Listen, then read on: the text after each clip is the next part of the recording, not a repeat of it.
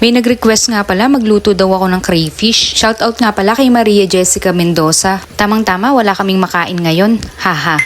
Pero syempre manghuhuli muna tayo bago tayo magluto. Kaya tara't samahan nyo akong manghuli. Madalas ko nga mailuto yung mga lalaki dahil sila yung unang lumalaki. At syempre mas may laman yung sipit nila.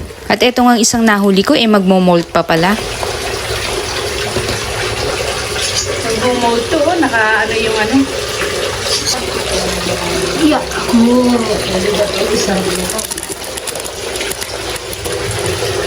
Eto nga mga nahuli ko siguro mga nasa 4 to 5 inches na. At eto nga puti na to ang patunay na meron silang minukbang. Hindi ko alam kung bungo ba ng crayfish to o ano pero basta nasa bandang ulo yan. Kaya pag may nakita kayong ganito, alam nyo na merong isang na maalam. Haha.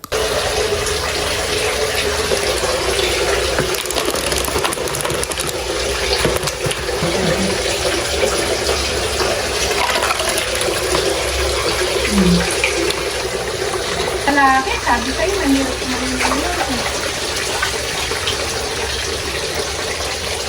Tumatakas!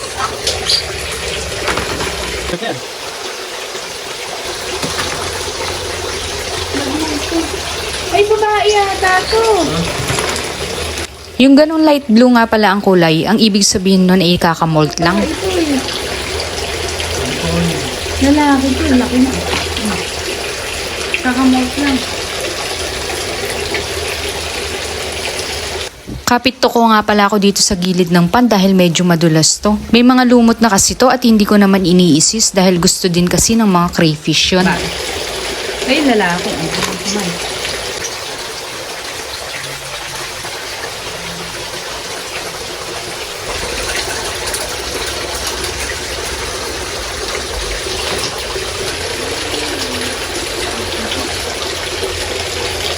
Yeah!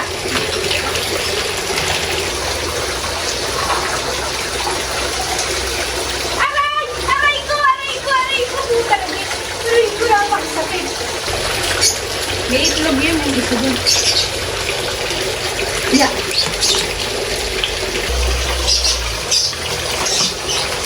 Okay, sige ko.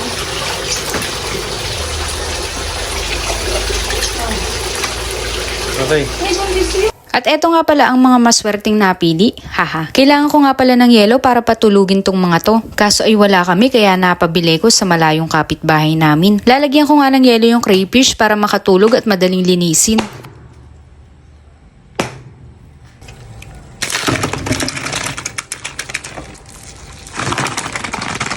Na-curious nga ako kung ilang grams ba yung 5 inches na crayfish. Kaya nga't naisipan kong timbangin.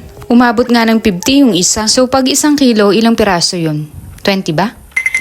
Tignan nyo yung mga crayfish nakatulog na. Pero pag inalis mo dyan at binuhusan ng tubig magigising sila. Nag-try pa nga akong timbangin tong isa. 48 naman ano. Hindi ko alam kung mabigat ba nun dahil hindi ko naman alam yung tamang timbang ng crayfish. Haha, ang alam ko lang kasi kumain. Sinimulan ko na nga palang linisin tong crayfish ko gamit tong brush para maalis-alis kung ano man yung kumapit sa shell nila. Dad!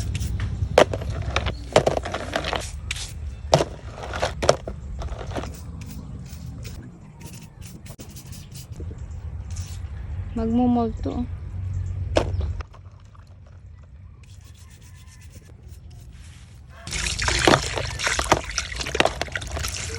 May dalawang bilog sa gitna, tapos may putots.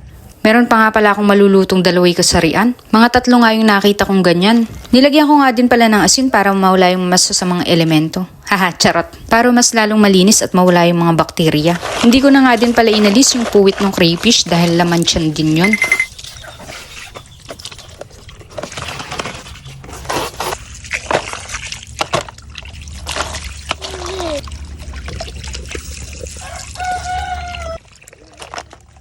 Pagkatapos kong malinis yung crayfish, sinimulan ko ng balatan at ihuwain tong bawang. Mas madaming bawang, mas masarap. Kontra high blood din, charot. At pagkatapos ay dumako ako dito sa crayfish para lasingin sila ng Sprite. Mga 30 minutes silang nakababad dyan tapos i-drain. At magtunaw na nga tayo ng kalahating butter. Pag natunaw na, alam nyo na isusunod na yung bawang.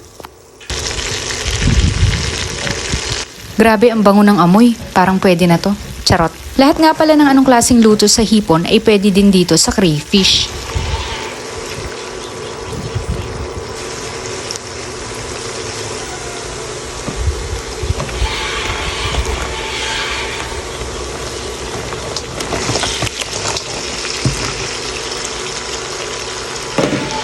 Nilagay ko na nga pala tong crayfish. Hihintayin ko lang pumula tapos hahanguin ko din.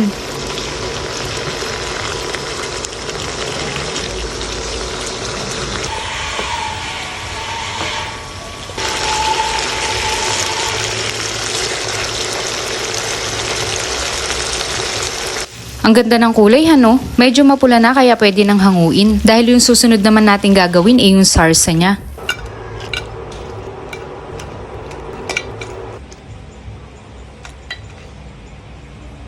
Sa sarsa nga pala, kailangan natin ng tomato paste. Imekos-mekos lang, tapos lalagyan din natin ng oyster sauce. Ganun lang din, halu-haluin lang. Pag nahalo na, isunod na tong Sprite. Tapos paminta at asin, kayo nang bahala sa dami. Depende yan sa taas ng panlasa nyo. Halu-haluin nyo lang hanggang sa medyo lumapot na. Pag medyo malapot na, ibalik nyo na ulit yung crayfish.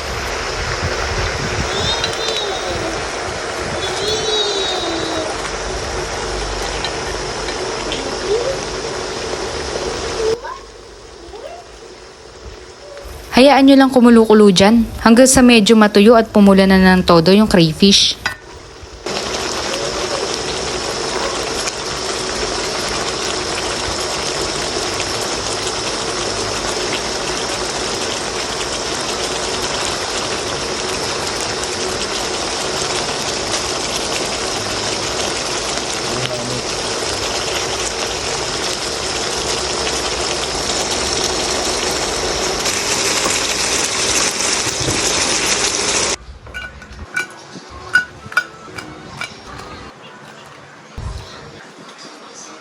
At eto, naluto na ang ating buttered garlic crayfish. Sana'y umabot kayo hanggang dito.